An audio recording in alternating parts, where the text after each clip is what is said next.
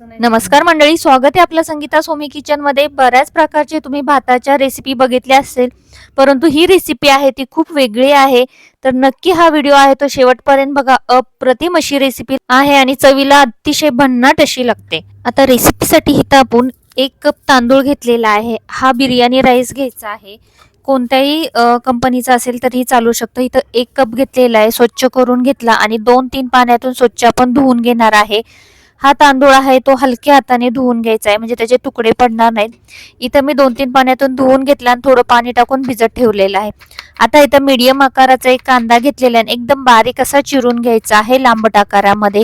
10-12 लसूणच्या पाकळ्या घेतलेल्या आहेत, 1 टोमॅटो घेतलेला आहे आणि 2 छोट्या मिरच्या घेतलेल्या आहेत. आता मिरच्यांना मध्ये काप देऊन घेतलेले आहेत आणि हा लसूण नंतर आपण ठेचून घेणार आहे. त्याचबरोबर इथं जे आपण टोमॅटो घेतलं होतं ते कट करून घेतलं आणि मिक्सरच्या भांड्यामध्ये ते बारीक करून घेतलेले. चला तर आता आपण रेसिपी करायला सुरुवात करूया. तर त्यासाठी एक कढई घेतली, त्यामध्ये 2 पळी तेल घालून घेतलं. तेल गरम झालं की त्यावरती मोहरी आणि थोडंसं जिरं टाकायचं. जिरे मोहरी चांगलं तडतडलं बघा, असा छान असा आवाज येतोय आणि छान तडतडल्यानंतर त्यावरती कढीपत्ता घालून घ्यायचा. त्यानंतर आपण जी लसूण ठेचून घेतली होती ती घालायची. लसूण थोडीशी परतली, थोडा कलर चेंज झाला की त्यावरती कांदा घालून घ्यायचा आहे. कांदा पण आपण मिक्स करून घेणार आहे त्यामध्ये. आणि आता इथं आपण चवीनुसार थोडंसं मीठ त्यावरती घालून घ्यायचं आहे, म्हणजे कांदा लवकर परतला जातो. बघा आता मीठ घालून घेतलेलं आहे. कांदा आपण चांगला हलवून घेऊया. एकदम झटपट ही रेसिपी तयार होते आणि खायला अतिशय चविष्ट अशी बनते.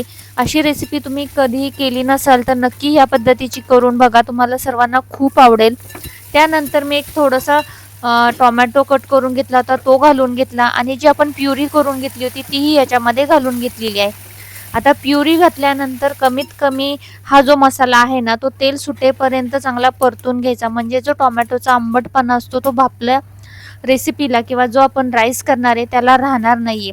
तर त्यासाठी शक्यतो 5 ते 7 मिनिटं हे टोमॅटोची प्युरी आहे ती चांगली भाजून घ्यायची आहे. तुम्ही इथं बघू शकता तेल सोडायला सुरुवात झालेली आहे. आता साईडून तेल सुटायला सुरुवात झालेली आहे, त्याचा कलरही चेंज झालेला आहे. तर अशा पद्धतीचा व्यवस्थित टोमॅटो आहे तो परतून घ्यायचा आहे. त्यानंतर याच्यामध्ये खडे मसाले घालूया. अर्धा चमचा जिरे पावडर, धने पावडर घातली.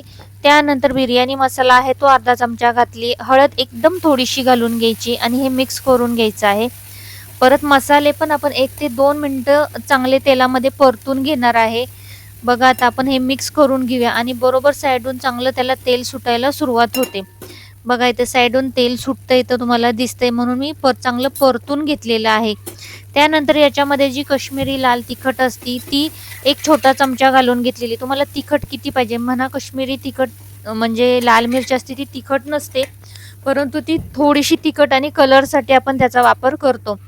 आता याच्यामध्ये मिरची तर मी तिखटवाली घातलेली आहे, त्यामुळे मी याच्यामध्ये 1 चमचा काश्मीरी लाल तिखट घातलेली आहे.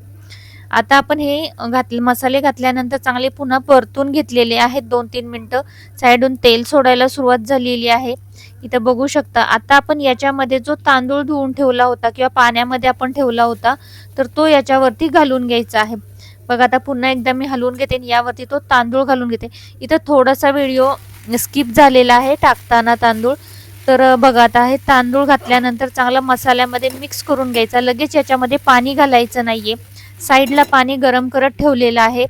आता हा जो भात याच्यामध्ये मिक्स केलेला आहे तो मसाल्यात चांगलं मिक्स झाल्यानंतर आपण याच्यामध्ये पाणी घालणार आहे. त्यासाठी 2 वेळा मी याच्यावरती झाकण ठेवून घेतलेले आणि मधून मधून हलवून घेतलेले. आता तांदूळ वाफरला ना की त्याचं जे कलर असतो तो चेंज होत जातो, एकदम सफेद सफेद दिसतो, तो नंतर वाफाळलेला दिसतो. इथं बघू शकता. आता याच्यामध्ये गरम केलेलं पाणी त्याच कपाने मी फक्त 2 कप घालून घेणार आहे. आपण 1 कपाला त्याच्या डबल पाणी घालून घ्यायचे. तर 1 कप तांदूळ होता तर त्याच्यासाठी 2 कप पाणी याच्यामध्ये घालून घेतलेलं आहे. चांगलं मिक्स करून घ्यायचं. तुम्ही पाणी जास्त झालं तर मग भात गिजगा होईल किंवा कमी झालं तर शिजणार नाही, त्यामुळे याच मापामध्ये तुम्ही हा भात बनवू शकता. चला तर याच्यामध्ये मी मीठ चेक केलं, चवीनुसार मीठ ॲड केलं, थोडीशी साखर टाकली चवीला आणि कोथिंबीर फ्रेश घालून घेतली आणि त्यावरती झाकण ठेवून घेतलं. 7 ते 10 मिनिटांमध्ये हा भात शिजून तयार होतो, कारण ऑलमोस्ट आपण आधी तांदूळ आहे तो भिजत ठेवला होता, त्यामुळे पटकन शिजला जातो आणि भात आहे तो एकदम मोकळा मोकळा बनतो. 1 ते 2 वेळा हलवून घेतल्यानंतर झाल्यानंतर भात आपला तयार झालेला आहे बघा. अप्रतिम असा दिसतोय आणि छान असा सुगंध सुटलेला आहे. चला तर आता आपण भात सर्व्ह करून घेऊया. अप्रतिम असा हा भात लागतो. याच्यासोबत तुम्हाला हवं असेल तर कोशिंबीर किंवा मग पापड तळलेला तुम्ही घेऊ शकता. लोणच्या सोबत खाऊ शकता. झटपट तयार होतो आणि खायला अतिशय चविष्ट बनतो. जेव्हा पण घरी पाहुणे वगैरे येतील त्यावेळेस तुम्हाला काय करावं असं वाटत असेल त्यावेळेस तुम्ही अशा पद्धतीचा टोमॅटो राईस बनवू शकता. अप्रतिम अशी रेसिपी.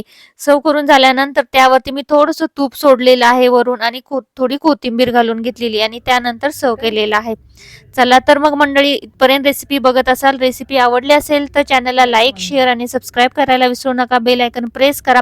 अशाच आपल्या काही साध्या आणि सोप्या रेसिपी पाहण्यासाठी. बघा काय अप्रतिम अशी आपली रेसिपी झालेली आहे.